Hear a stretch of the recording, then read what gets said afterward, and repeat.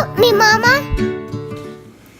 Hi everybody, this is Emily for Help Me Mama, and today I'm going to be talking about Christmas budgeting. Budgeting is one of my passions, and it's an interesting thing to be very proud of being very cheap like I am. But I am, and hopefully I can help you get your budgets down. I think we live in a nation of irresponsible, irrational spending, so let's cut the crapola and get down to budgeting. Number one is set priorities. Especially in the Christmas time, you want to set priorities.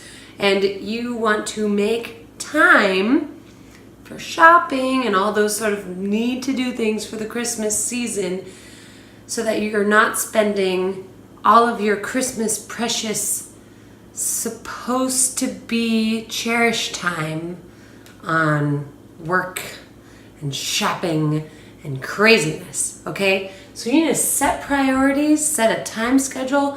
What are the things that I want to be doing at Christmas time in the last 10 days? You kind of have to put yourself on a calendar. Now, I think best to start early. So if you're watching this now, you're kind of watching too late. Like I already started shopping a month ago. But set those priorities, because if you want to really enjoy Christmas for what it's supposed to be, you're going to have to do the Christmas shopping and the Christmas budget and the Christmas, to-do list earlier. The next one is set the budget. You have to sit down with the husband, with the man, and get a number. It might be a big number. It might be a small number. You get that number and then you say, okay, we have to divvy this up to all the family members. And that's really hard because you have to say okay, my mom, the moms are getting this amount of gift. Our Secret Santas are getting this number worth of a gift. And everybody else is getting, it's really hard because you have to put a number on these gift things, which is, I think of Michael Scott saying, a gift is how you tell someone, I love you this many dollars worth. Well, that is kind of what you're doing. But in a sense, that's not what you're doing. You can be creative, and I'm going to talk about that, but you have to set a number. I'm only going to spend this amount of money on this person. And depending on how your budget is, you might have $5, $10 wiggle room, but you can't go over $10 for 20 people on your list. That's $200 and you went overboard. Okay, so if you're going to go over on somebody, you have to go a little bit less on somebody else. And it depends on what gifts you find and what kind of bargains you get. So you have to allot money to each person. And don't forget any Christmas decorations that you might want to buy. If you need a new tree, all those things have to be factored into the budget, and you need to assign a price. And I will spend no more than this much on this item. I put it all mine in my notes in my phone, and hopefully none of my family sees this video because I have a note in my phone that says their name, their number next to it, what I got for them, and how much it cost. And I have to be organized that way because I will forget. I should make a code. There should be a code because any of those folks could get into my phone. Anyways, the next thing. Oh, also, so we're always budgeted pretty tight. And especially for Christmas, we just don't have a lot, and we will not go into debt for Christmas. That is not what the holiday is about. So we have to get creative and thoughtful. If you can, and that's why I say start ahead.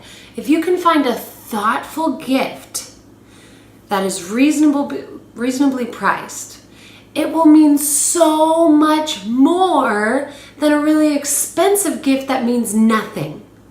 So show love in these gifts. Be thoughtful. If you have this also means, and it's hard for me to do because I'm such a blabber, you have to listen when people talk to you, because during this time there are many oh yeah, that would be nice. People drop hints, oh, I'd love to get something like that for Christmas.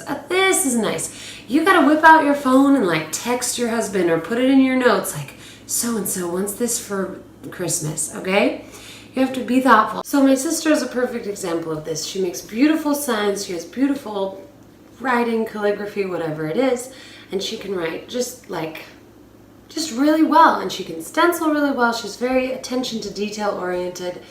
If she gave me a sign, it could have cost her $5. I would prize that gift, especially if I had like my favorite verse on it or something like that. Literally, she could go through the garbage, paint me a sign, and I would love it, you know? So the meaning of it, the creativity, you know, I don't think homemade gifts are bad as long as they are quality. You know what I'm talking about? If you can't make anything, don't do it. Don't do it. But if you're actually good at something, please. If you think the person would actually like it and wouldn't think like, oh man, you just have to give me something, you know, you have to feel it out. But thoughtful and creative, really the thoughtfulness, the love of the gift is more than the price tag. So the next one is start shopping. Start shopping early. Start shopping in September. The way that I try to do it, and it doesn't always work like this, I try to use our miscellaneous expense budgets for the months of September, October, November, and December. And that is generally my Christmas budget. And I spread it out. I spread out the chore. And I spread out the money, so not in any one month, we're not like, oh my gosh, you spent all our money. So I try to do it a little bit at a time. That way I can be thoughtful and I can be creative. Now the dream that I would is that I would just be Christmas shopping year round. And if I saw something that someone would love, not just in the moment, but for the long term, I would save it for Christmas, right? But that might be a dream that I will never achieve. So start shopping early because it will take the stress off. And the last one that I need to do, and that is very helpful to do, is wrap and check. And this year is the first year I think that I will be done with buying, wrapping, and checking at the beginning of December. I'm hoping to be completely done by the beginning of December so that I can enjoy the rest of the Christmas season. So when you wrap, I've put everything in bags. That's just easier for me. And then I can look in and say, I got this for this person. I got this for this person. So I don't ever have to be, and some people like write it on the bottom, right? But I have it all tucked away in my closet, and I just, when I'm ready to go, you know, when I've wrapped them all, I'll check. I got my list. I'll check it twice, and I'll make sure, do I have everybody? Do I have a sufficient gift for everybody? Do I have money left in the budget left over that I can get everybody a little trinket, or that I can get one person who really needs a little bit more something?